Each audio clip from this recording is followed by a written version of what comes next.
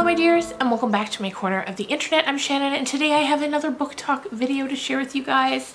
And today we are talking about The September House by Carissa Orlando. Now this book came out earlier this month, I think a couple of weeks ago, and in those weeks since it was released, I've heard so many good things about it. And it was just to the point where I couldn't wait any longer to read it. I knew I wanted to read it and share it with you guys, and I devoured it. It arrived yesterday afternoon, and I finished it tonight, and couldn't put it down. And if you know anything about me, like if you've been around this channel for a while, you know that I love a good haunted house story. It's my favorite kind of horror. It's the thing that gets the most under my skin. And this was a very, very interesting one. So since this is a book talk and not a spoiler-free book review, we are going to get into some of the spoilers, but don't worry, you'll have plenty of time to click away before we do any of that. First, we're just going to talk about the general plot, premise, characters, things like that, and then we'll get into a bit more of what's going on underneath the surface. So, you guys, The September House is about a couple, and their names are Margaret and Hal. And they both grew up in really transient families. Their families would move around all the time, from house to apartment to house to apartment. And they both knew as they became adults that they wanted to have a more stable life for themselves. They wanted a house that they could call their own, that they could live in forever, and just love it. And as someone who moved around a lot when I was growing up, I can completely relate and understand to that want. So, but you know, life has different plans sometimes. They're both artists. Hal is an author. Margaret paints, and they take odd jobs here and there to sort of keep themselves afloat while they're pursuing their art. They have a daughter named Catherine, and though it takes some time, they do eventually get their home. Not as soon as they would have hoped or liked, but once Catherine is all grown up and she goes away to college, about 6 years after that, they get this house. So when we're meeting Margaret and Hal, they are, I believe Margaret's in like her early to mid 50s, and Hal is in his mid to late 50s. I think he might be 59. Don't quote me on that. So what had happened was one day they saw an ad in the paper for this house, and the price point of it was so low that they had to call a realtor and get her to confirm the price 3 times before they could believe it. So Margaret, she's ready to buy it sight unseen. Like, she's like, I don't even need to go and see this house. I know it's the perfect dream house. It's this huge Victorian with a turret, and she's like, I am in it, and it's my home. But of course they do go and take a look at the house, and they're just instantly in love. They're claiming rooms. Hal's like, this is gonna be my office. Margaret's like, this is gonna be my studio where I'm gonna do my painting. The real estate agent is sort of following around behind them, trying to fill them in on all the details, but like they don't even hear her anymore. They're just like, yeah, sure, whatever. She's like, okay, well, you know, legally I'm obligated to tell you that there were some deaths, some rather violent deaths in this house over the years. Some perhaps were natural causes, but some were definitely violent. And Margaret's like, yeah, it's an old house. You'd expect that to be the case. So all of this is happening in the prologue. And right off the bat from that prologue, you can tell that the tone that this book is going to be written in, the way the story is going to be told to you, it's very tongue-in-cheek, and it's very darkly funny. So anyway, we get through the prologue, they buy the house, they move in, then we get to chapter 1, and I'm going to read you the first 2 lines of chapter 1. The walls of the house were bleeding again. This sort of thing could be expected. It was, after all, September. So that kind of sets us up, and we're like, okay, the title of the book, bad things happen in this house in September. And as we go along, we learn that the walls bleed, as we're originally told, but we also learn that some of the ghosts that inhabit the house, or perhaps all of the ghosts that inhabit the house, of which there are many, Margaret and Hal can see them as clearly as you would see a living person inside of your house. One or two of them will communicate with you. Like one of them was a woman who was murdered in the house. Her name is Frederica, and she used to be a housekeeper in the house back like 100 years ago. But turns out she's also currently the housekeeper of the house.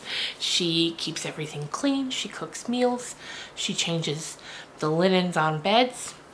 And even though the way Margaret sees her is the way she looked after she died. So it's a ghastly sight. And that part of the book, that sort of the way she can see all of the ghosts in the house, reminded me of the first season of American Horror Story, which to this day is still my favorite season, the Murder House season. The way the ghosts are just kind of going about their business in the house. That's what this is like, and I loved it. So from there, they just have to make it through September every month. Then September ends, the rest of the year carries on. The ghosts are still milling about, but the screaming and the chaos and the way they're mentally messed with in September, that all ends. The ghosts are around, they're just kind of minding their business. And then again, September comes around. Now, this year, this is I think the 4th September they'll be spending in the house. One day, Hal leaves. He's like, listen, I can't do this anymore. You do what you've got to do. I wish you would come with me, but if you won't, I'm still leaving. I have to. And then he gets in a cab and he leaves. So now it's been a few weeks. Their daughter is getting suspicious about why she can't get a hold of her father, and she decides she's coming to the house.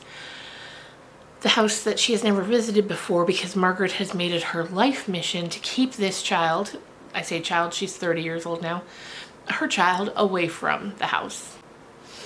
So from there, it's a haunted house story. I thought it was very cleverly written.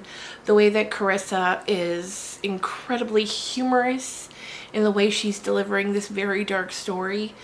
There were times I laughed out loud. There are parts I went back and reread to my husband because they were just so funny. And there were times when I cried. So she had me all over. I was scared, I was laughing, I was crying. There's a lot going on in this book. It definitely gets a little gruesome at parts, but not too gruesome. It's not, because some horror books tend to lean really far into like gross out type of things. This one doesn't, but there are moments where you're like, oof, that's gross. But overall, I thought it was great. I can't go give you too much more without spoiling things, but the way the story was told, the way you could see the layers to this story, I thought it was beautiful. And it was spooky. It was spooky.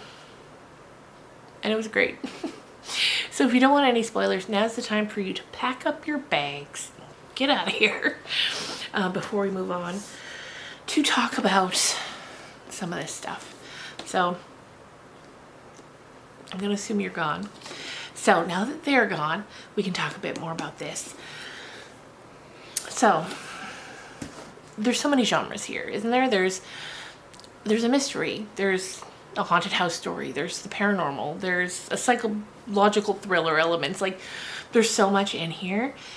And one thing that I really liked is as the story goes on, and once Catherine, the daughter, arrives, she starts to give us more insight into the relationship that Margaret and Hal had in a way that Margaret hadn't given us up until that point. We begin to see that what Margaret has painted as sort of a, sort of a typical marriage, with high points and low points, the way all marriages have, but overall good. Catherine is now peeling back the layers to show us that that's not really the case. There might have been moments, but that's not really the case. We learned that Hal was abusive physically to Margaret, not only physically, but also like mentally, in that he had a lot of rules. She had a lot of rules that she learned. Like, she knew that she can't have any male friends. Certainly not. She can't talk to any other men, and that includes cashiers at the grocery store. And Margaret was just kind of like, you know what? If I can learn the rules, I can keep everything okay. And that's the way she approaches this house. If I can learn the rules, I can keep everything okay. And so yeah, we learn that he's abusive, and that a lot of that has to do with apparently he's a violent alcoholic. And after a series of DUIs, he gets his license taken away. And you know, that after that he goes to counseling as part of the like plea bargain to keep him out of jail. He has to go to counseling, and from there he changes, because he knows that he has to. He's backed into a corner. He has no choice. And from there they have a few good years until they move into this house. And this house, of course, is exceedingly haunted. There's the delightful Frederica, the maid we mentioned earlier, but there's also a lot of malevolent forces in this house. There's something in the basement she refers to as Master Vale, who we later find out was the son of the man who built the house, the adopted son of the man who built the house. His wife had a baby previously. Her first husband died, then she remarried. He hated this kid from the get-go. The kid was treated terribly. The kid went on to kill the entire family, including a bunch of children, over a period of time. And all those children are in the house, and they are haunting it. There's another couple. I can't remember their name. Jasper. Blythe and Jasper. They're haunting the house. And there's just, yeah, there's a lot of malevolent spirits, as well as some, you know, more benevolent ones like Frederica, and then Edie, a neighbor who comes to visit all the time. But of course, there's no neighbors. They live in the middle of nowhere. This woman was the previous owner of the house. But instead of haunting outside, instead of haunting inside, she haunts the outside. So like I said, her 30-year-old daughter, Catherine, she comes because she's concerned. First of all, her father's missing. Second of all, her father's missing. So she's very concerned about that, and she wants to come and file a police report and figure it all out.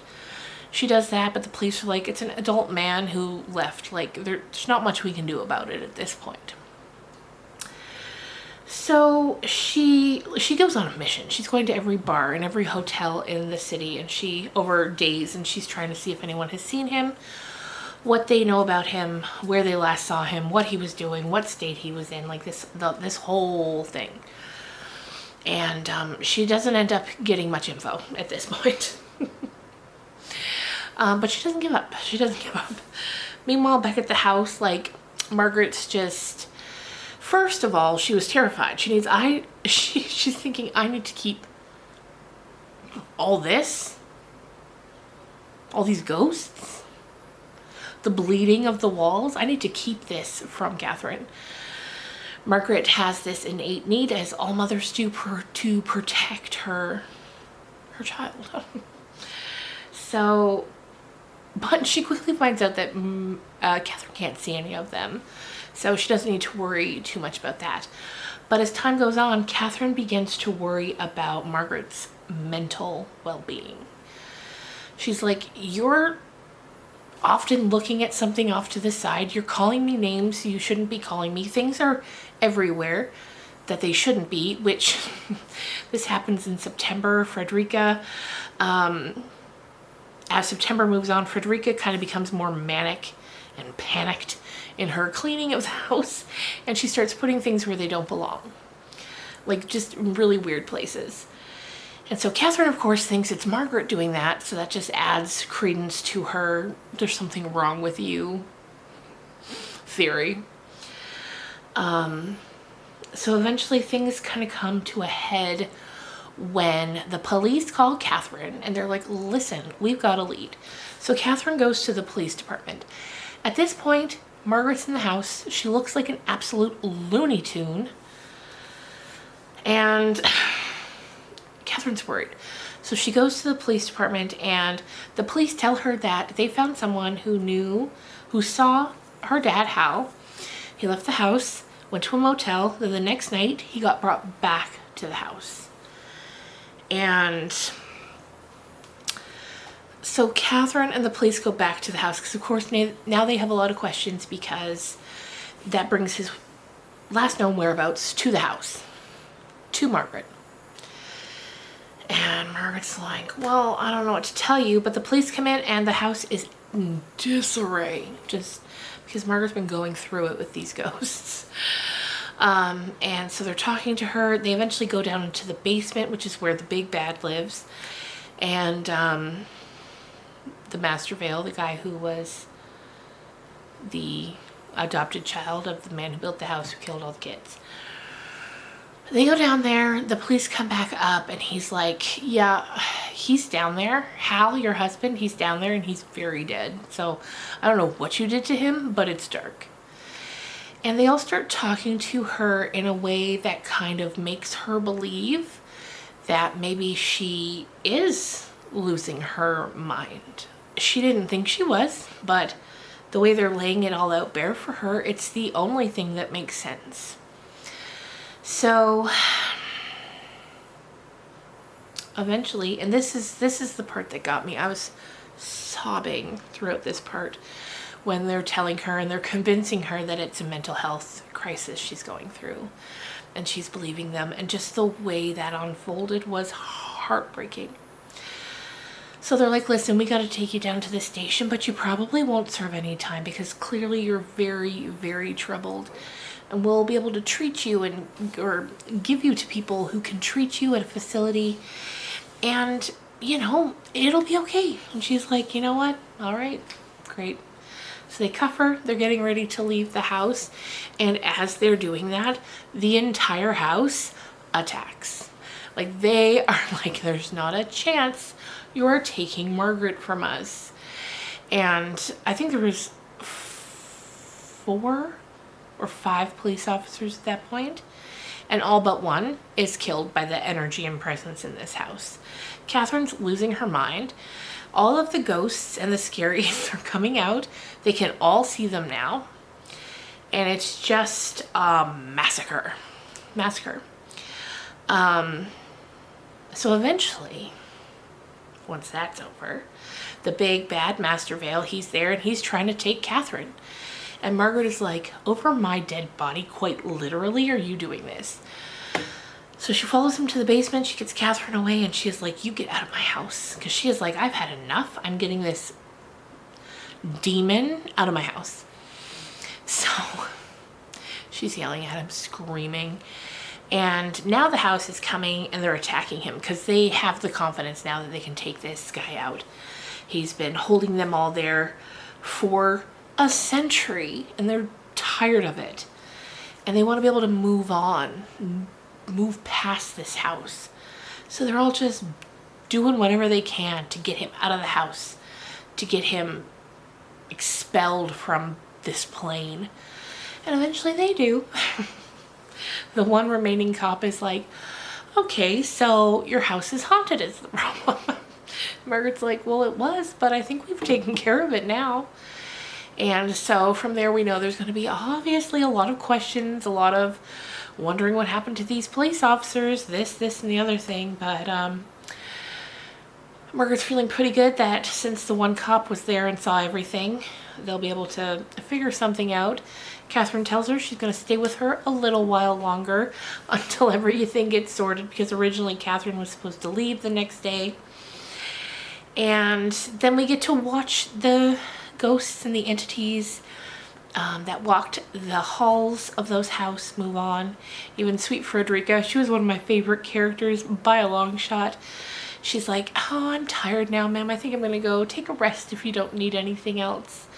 And Margaret, of course, is like, yes, please go rest. But before she does, the final line is Frederica asking her if she would like a final cup of tea. And she's like, tea would be lovely. So I loved this. This is going to be 5 stars for me. I think if you love a good haunted house story, I think you'll like this. If you're new to haunted house stories, maybe start here. I mean, I thought it was great. I think you'd like it. Plus, this cover is beautiful. I liked pretty much all the characters, you know, the main characters. Obviously Hal was a monster, but aside from them, I liked Margaret. I liked Catherine and the absolute blunt way she deals with everything. Just the, you know, even things she didn't understand, and her profanity she was constantly spewing. You could tell she loved her mother and her father so much. And I just liked her no-nonsense approach to trying to figure out what the hell is going on. And Frederica, of course. And all the little ghosts in the house, aside from Vale, but all the rest of them, you kind of get a soft spot for them. Anyway, you guys, that's going to pretty well do it for me. Let me know in the comments down below if you enjoyed, if you've read the book and enjoyed it. Let me know. If you didn't, let me know that too. And like I said earlier, I really loved the way she paralleled the way that she dealt with the relationship with her husband is paralleled in the way she deals with the relationship with the house. I thought that was so clever. Anyway, let me know what you thought of it. Let me know what you're reading. And just let me know how you're doing. And I will see you guys again real soon. Bye.